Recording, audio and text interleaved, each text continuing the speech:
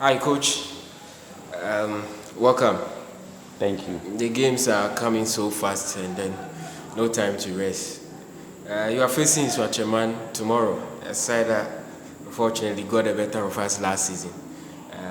What is the approach to this game and what are you expecting from your opponents tomorrow? Yeah, I think we need to try as much as possible to make sure that we bury the chances that come our way early in the game, so that we can settle into the game, have our rhythm, and then get into our flow and make sure that we play within our game structure. So I think if we are able to convert the chances early, it will give us some stability and then rhythm in the game. Coach, you have a chance to close the gap on the top of the table. Does that put pressure on you, especially going to an outstanding fixture against an opposition which is not bad in terms of their improvement over the years? Does that make the challenge even more difficult looking at the opposition? Yeah, it depends on how it is managed by the technical staff and the players. It depends on how the interpretation is done to the players. They all know the magnitude of the victory in terms of where it will place us on the league log. So they are already aware. A few of them have engaged me, and then it tells clearly that they know why we have to win tomorrow. So it's about we trying to manage their determination, manage their confidence, so that it doesn't affect them negatively, because the level of determination and the level of confidence should be managed in such a way that it turns into a positive energy that can be distributed positively throughout the game, so that we can get the result. So it's all about how we manage their interpretations.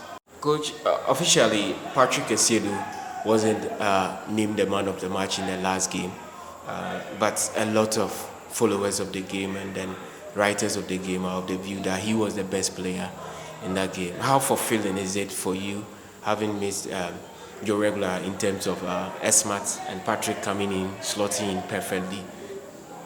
Yeah, it's good for the team, it's good for the boy himself, because it tells that we have depth in the team. So if you have a very good player going out because of injury and somebody coming in, and then you don't feel the effect of the absence of the one who went out, it tells you that there's some depth in the team. So I think it's good for the team in terms of our team structure, in terms of our team cohesion. It's good because when a player comes in and he fits so easily into the game structure, and then I think it's good.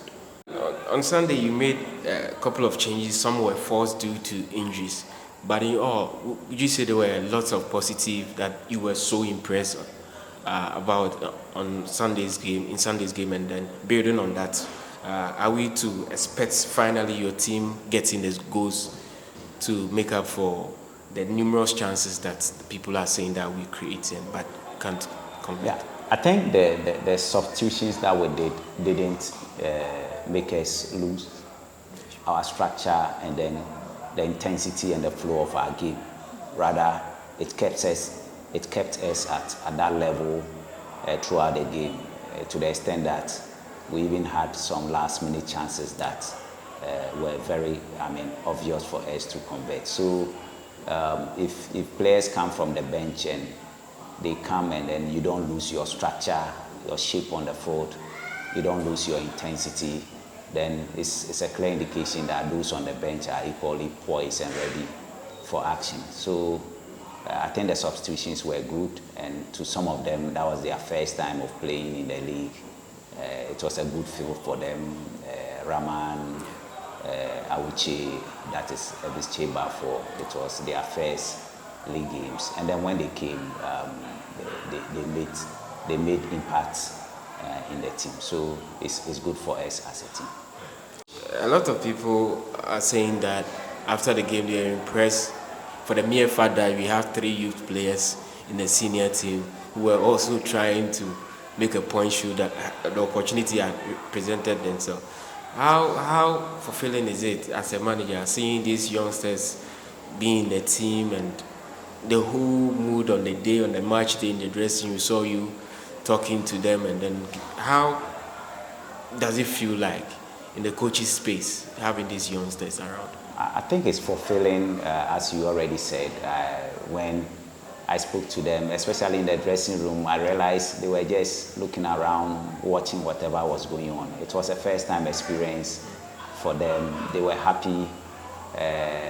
And as a technical staff, we're also happy because if you go to a venue like Brekum and then you have youth team players in your team, that you are ready as a manager to introduce them into the game. It tells the level of their talent and the level of confidence that the coach has in them. So it's a good step in the right direction. We'll keep talking to them, give them the needed confidence to be able to stay up there and focus so that anytime the opportunity comes, they will be able to integrate into the team meaningfully.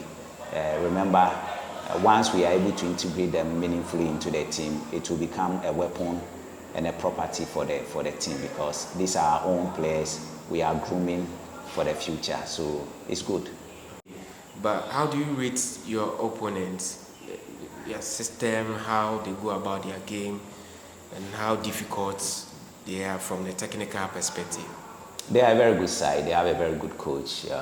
They are very good. I watch them, the African games, the Confederation Cup games. They can keep the ball very well.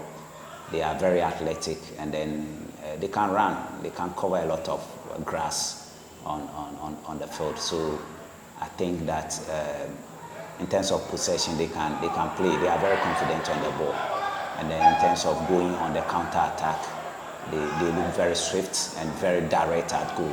They are very good goal scorers, and we need to make sure that as we try to score, we make sure that we keep our back clean and tight so that if we lose the ball, we are not caught on a counter or on a fast break. So they are a very good side. The players they have are very good. And remember, they are coming from an African campaign. They've had experience. They are very confident that they can play. And as usual, any team that comes to play Kotoko comes to prove that they are very capable and well positioned. And that's going to make the game very interesting tomorrow.